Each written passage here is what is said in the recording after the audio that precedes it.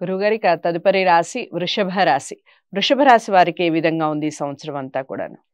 వృషభ రాశి వారికి కృత్తికా నక్షత్రము 2, 3, 4 పాదాలు, రోహిణీ నక్షత్రము 4 పాదాలు, మృగశిర నక్షత్రము 2 పాదాలు కలిస్తే వృషభ రాశి. ఆదాయము 2, వ్యయము 8, రాజపూజ్యత 7, అగౌరవము 6 ఉంది. వృషభ రాశి వారికి ఈ సంవత్సరము కొంచెము మిశ్రమ ఫలితాలుగా గోచరిస్తున్నాయి. అయితే మామూలుగా మేలో ఎప్పుడైతే గురువు వృషభ రాశిలోకి వస్తాడో వచ్చినప్పటి నుంచి కొంత మెరుగుపడేటువంటి అవకాశం ఉంటుంది. కాబట్టి ఎక్కడ ఆందోళన చెందాల్సినంతటి పనేమీ లేదు. కానీ కాకపోతే ఉన్నది ఉన్నట్టు మనం చెప్పాలి, తెలియజేస్తున్నాను. చిన్నపాటి ఇబ్బందులు అనేటువంటివి ఉంటాయి. ప్రతిభ అనేటువంటిది ఇన్నాళ్ళు సంపాదించుకున్నటువంటి ప్రతిభ కొద్దిగా తగ్గవచ్చునేమో. మీకు రాబడి అనేటువంటిది, ధనము రావటం అనేటువంటిది యథావిధిగా వస్తూ ఉంటుంది, దానికి ఎక్కడా ఇబ్బంది లేదు.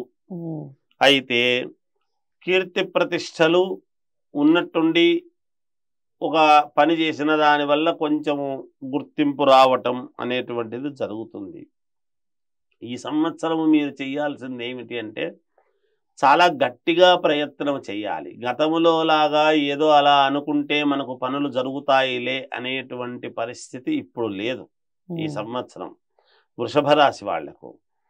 అది మీరు గట్టిగా మనస్సులో సంకల్పించుకున్నటువంటి పని చాలా తీవ్ర ప్రయత్నం చేస్తే గాని మీకు జరగకపోవచ్చు. అయితే కొన్ని సులభంగా కూడా జరుగుతూ ఉంటాయి, అటు ఇటు ఉంటుంది. అందుకనే మిశ్రమ ఫలితాలు అని చెప్పాము. ఎవరితోనైనా మాట్లాడేటప్పుడు కొంచెం జాగ్రత్తగా మాట్లాడితే మీకు మేలు జరుగుతుంది గాక.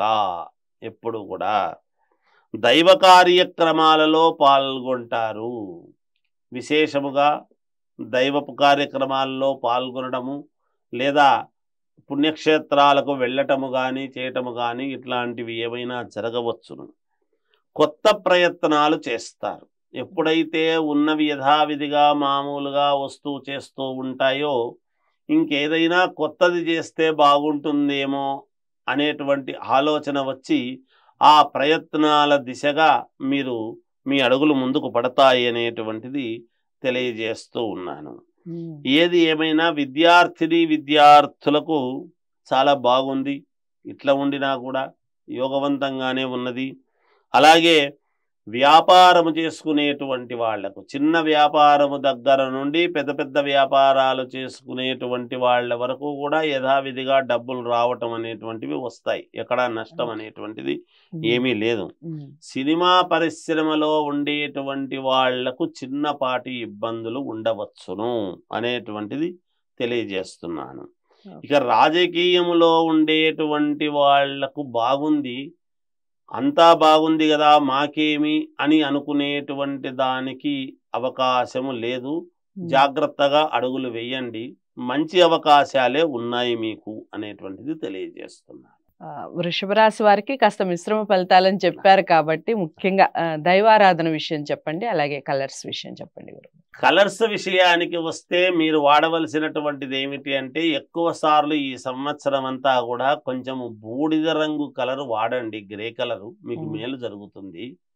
ఇక దైవారాధన విషయానికి వచ్చినప్పుడు మీరు పాటించాల్సింది ఏమిటి అంటే ఎక్కువ శాతము కొంచెం యజ్ఞయాగాది క్రతువులు అనేటువంటివి చేసుకుంటే మంచిది. అంటే ప్రతి సంవత్సరము గతంలో ఏదో ఒకసారి మేము యజ్ఞం చేసినామండి, 6 నెలల కిందటే చేసినాం, సంవత్సరం కిందటే చేసినాం అనేది కాదు.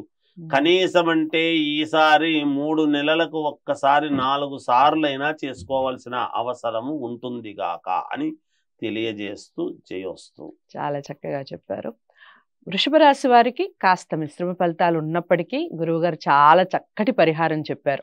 ఎందుకంటే ఈ మధ్య కాలంలో మనం చాలా మందిని ప్రముఖుల్ని చూస్తూ ఉన్నాం యజ్ఞాల వలన విజయం సాధించిన వాళ్ళని. సో యజ్ఞ యాగాదులు చేయండి, కాస్త ఎక్కువగా చేయడం వల్ల మంచి ఫలితాలు. అలాగే యాష్ కలర్ బూడిద రంగు కాస్త ఎక్కువగా ధరించడం వల్ల మంచి ఫలితాలు ఉంటాయి. సంవత్సరం అంతా కూడా మీకు మంచి శుభ ఫలితాలు కలగాలని ఛానల్ కూడా మనస్ఫూర్తిగా కోరుకుంటుంది.